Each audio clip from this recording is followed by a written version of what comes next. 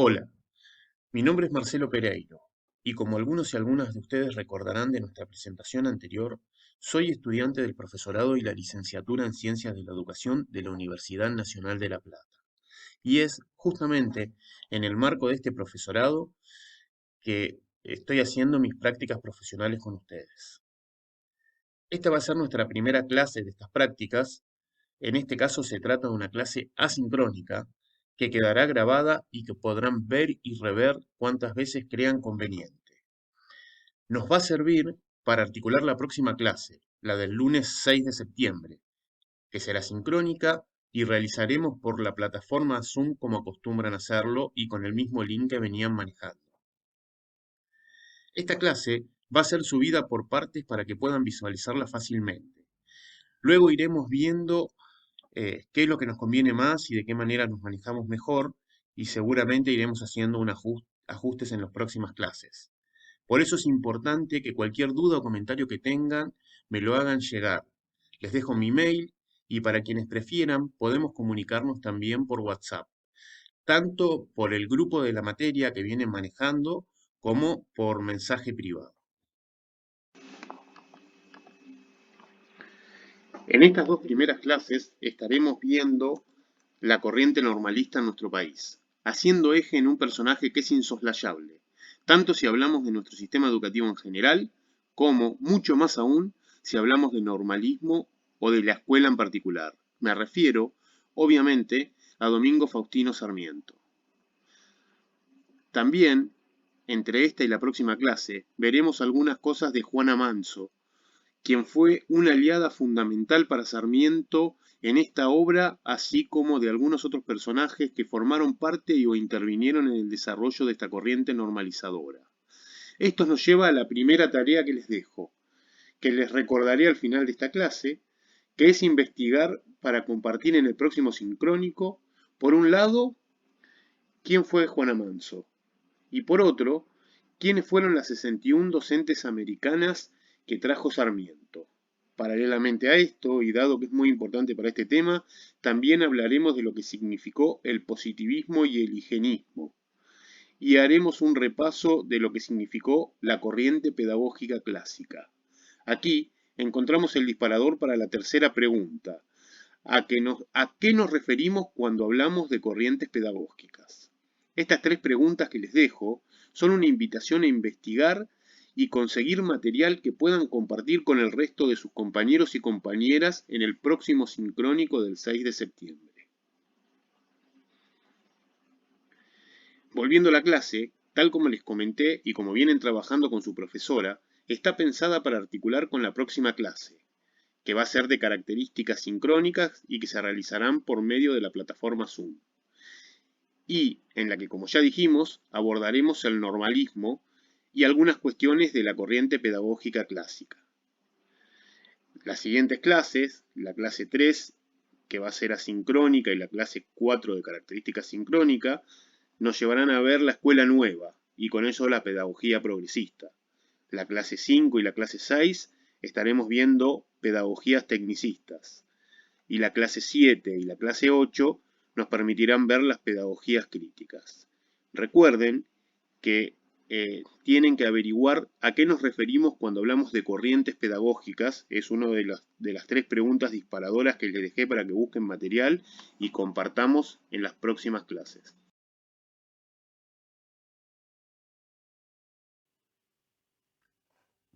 Bueno, tengan en cuenta que es importante que asimilen los conceptos que vamos a ir trabajando, ya que el cierre de estas prácticas consiste en un trabajo práctico integrador que nos permita conjugar conceptos y evaluar la incorporación de los mismos por parte de ustedes, los y las estudiantes de la materia. Y si bien este trabajo va a servir de evaluación de lo trabajado hasta el momento, ya que es necesario para acreditar los contenidos, por lo cual les aconsejo que vayan tomando nota de los conceptos de cada una de las pedagogías que vayamos viendo, ya que el criterio de evaluación va a tener como eje la comprensión de los conceptos que diferencian y caracterizan, estas corrientes pedagógicas. Más allá del carácter evaluativo, concebimos este trabajo como una instancia más de aprendizaje, y el objetivo principal de la misma es afianzar los conceptos y ponerlos a jugar desde otro espacio. Tengan en cuenta que ustedes próximamente serán profesores y profesoras, y es importante que conozcan los conceptos y lo que implican, para que sepan desde dónde se posicionan en sus prácticas pedagógicas y lo que estos posicionamientos significan, así como las otras posibilidades de posicionamiento que existen.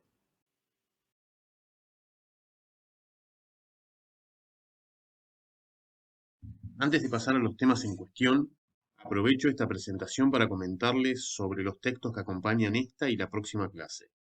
En este caso, solo le voy a dejar como obligatorio y les voy a pedir encarecidamente que lo lean un texto de Beatriz Arlo, que forma parte de su libro La máquina de la cultura y que se llama Cabezas rapadas y cintas argentinas. En este relato, que trata una historia verídica, podremos adentrarnos en las costumbres y valores de una maestra normal, de su realidad histórica y del marco social en que estas maestras vivían. La elección de este texto se sustenta en que nos permite introducirnos en el pensamiento y vivencias de una verdadera maestra normal, de la época y de la realidad del entorno en que este movimiento se desarrolló. Nos permite, desde la cotidianeidad de la vida escolar, tener una perspectiva muy diferente a lo que los hechos y datos fríos nos pueden mostrar. Es muy importante que lo lean. También, paralelamente, para quienes puedan, les dejo como bibliografía ampliatoria la presentación que Tedesco y Zacarías hacen del libro de Sarmiento, Educación Popular, en la versión publicada por UNIPE, Universidad Pedagógica Nacional. Y también le dejo el texto completo por si alguien lo quiere revisar y releer algunas partes. Estos textos, al igual que los demás materiales, van a estar subidos en el Classroom de la materia, pero paralelamente, si alguien lo quiere, lo puede pedir por WhatsApp o por mail.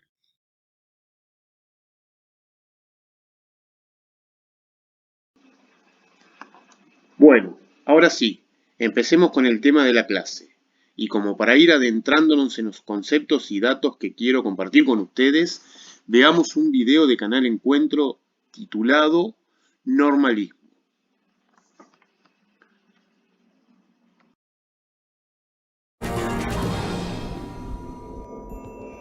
Cuando repasamos nuestra experiencia escolar, descubrimos las marcas que recibimos de la educación, desde la forma de agarrar un lápiz para empezar a escribir hasta las temidas sanciones de maestros y directores. Para los especialistas, estas marcas son el pasaje que nos permite entrar a la civilización.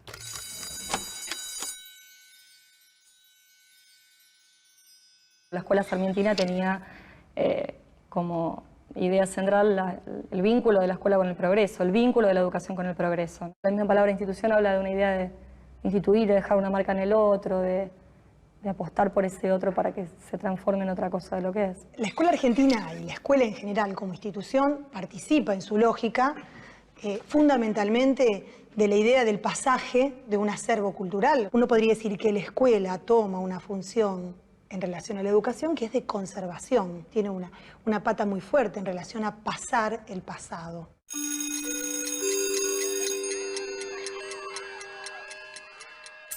Estos rasgos distinguieron a las escuelas occidentales durante el siglo XIX y XX.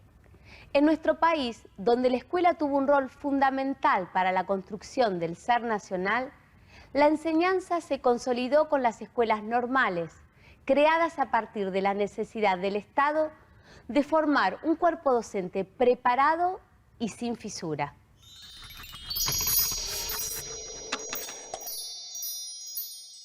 Cuando la escuela tiene como propósito educar al ciudadano, educar al pueblo soberano, empieza a constituirse en la escuela argentina de fines del siglo XIX una red de normas, es decir, una escuela que tiene como punto central la normalización.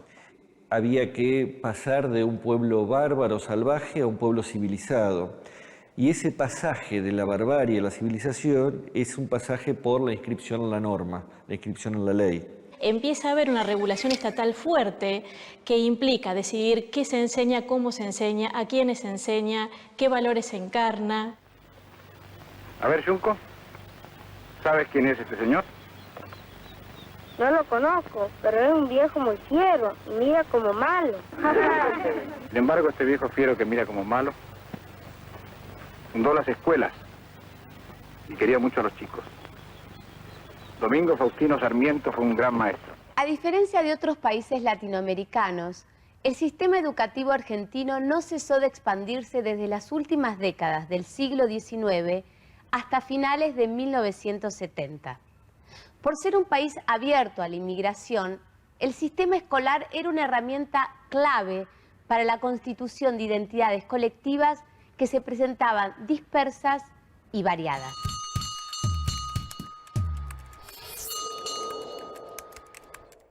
La escuela de principios de siglo pensó la inclusión, fue una escuela sumamente inclusiva, pero pensó la inclusión o pensó la idea de igualdad como sinónimo de homogeneidad. Y en ese sentido dejó afuera identidades, lenguas, formas de vida, valores. La escuela sarmientina pensó un modelo de hombre, a formar un hombre con mayúsculas. La escuela en algún punto funcionó socialmente y mucha gente le depositó eso de tramitar la entrada al colectivo, a un colectivo más amplio que al de un grupo particular. La escuela constituyó un espacio que permitía cierta movilidad social. Permitía pensar en que uno podía tener una vida diferente de la que tenía.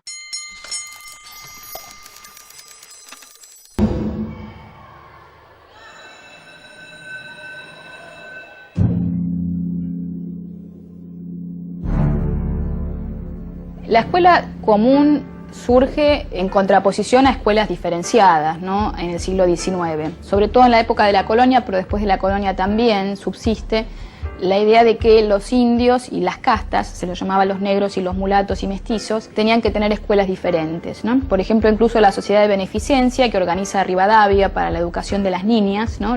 Los niños iban a unas escuelas y las niñas iban a otras. La Sociedad de Beneficencia pensaba que tenía que tener una escuela para castas, ¿no?, específicamente que fuera distinta de las escuelas para niñas blancas, ¿no?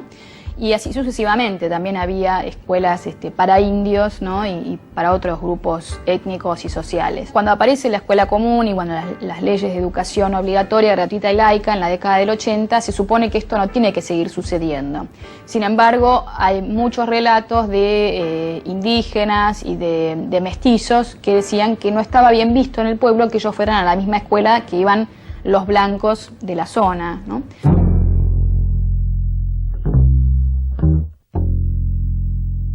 La educación común históricamente tenía que ver con la educación de los comunes. ¿Quiénes eran los comunes?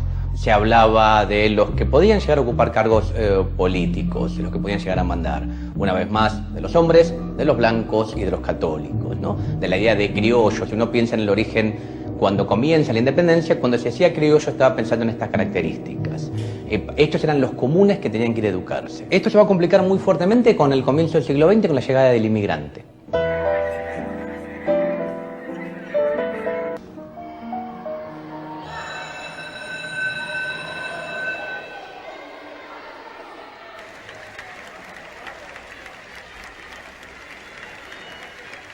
La inclusión de la mujer en la escuela argentina es una historia complicada y difícil como en el resto de los países del mundo. Cuando surge el sistema, van a empezar a bregar por una educación, por lo que se llamaba la coeducación.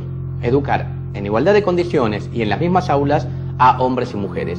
La ley 1420 establece que en lo posible las escuelas serán mixtas, por lo menos hasta cuarto grado. Y a su vez que las clases, en caso de ser mixtas, tenían que estar a cargo de maestras.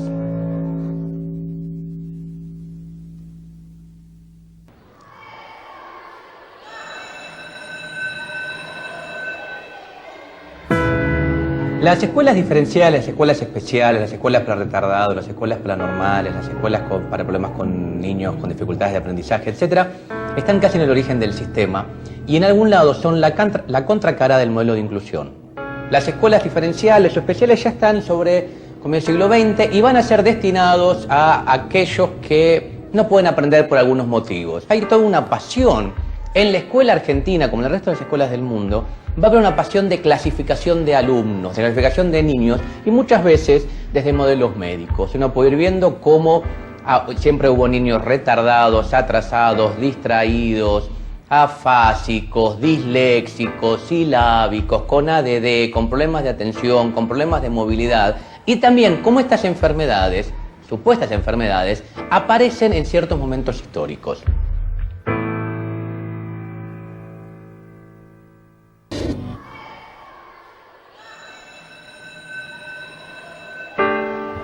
El cuerpo siempre es problemático en la escuela, ¿no? La escuela tiene una función muy importante que es educar a los cuerpos, ¿no? Por ejemplo, enseñar a sentarte, enseñar a estar 8 horas callado y sentado y escuchando a alguien. Esto, dicen muchos, bueno, fue la condición para que, por ejemplo, pudieran haber industrias, fábricas, ¿no? Que, bueno, ¿cómo haces que una población campesina o de una urbana indisciplinada de pronto, bueno, pueda bancarse estar 8, 10 horas o 12 horas trabajando sin protestar, sentado frente a una máquina? Bueno, la escuela tuvo un papel importante en disciplinar a los cuerpos para que aceptaran estas otras formas de relacionarse con otros, de estar en el mundo simplemente, ¿no? La escuela hizo esto de muchas maneras, ¿no? Corrigiendo las posturas, planteando, bueno, cuál es la forma correcta de agarrar el lápiz y de escribir, la cuestión de tomar distancia, formar filas, estar todos sentados frente a un pizarrón con la vista adelante y sin mirar al compañero.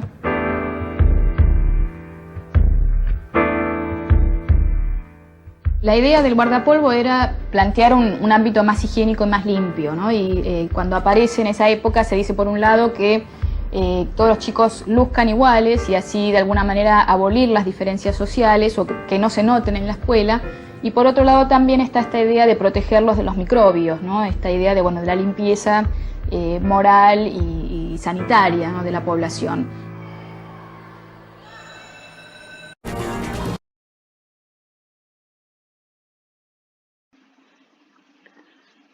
Luego de ver el video, creo que ya vamos teniendo una idea más clara de qué fue el movimiento normalista en nuestro país y de algunas de sus características, principalmente la necesidad de homogeneización cultural con todo lo que esto implica, así como servir de herramienta para la consolidación de un sentimiento de pertenencia nacional. También pudimos ver algunas cuestiones del momento histórico en que esto sucedió y de las características y de los objetivos perseguidos. Como habrán notado, hay un personaje que es recurrentemente nombrado en el video. Por tal motivo, antes de continuar con los conceptos, tendremos que hablar un poco de él, de Domingo Faustino Sarmiento.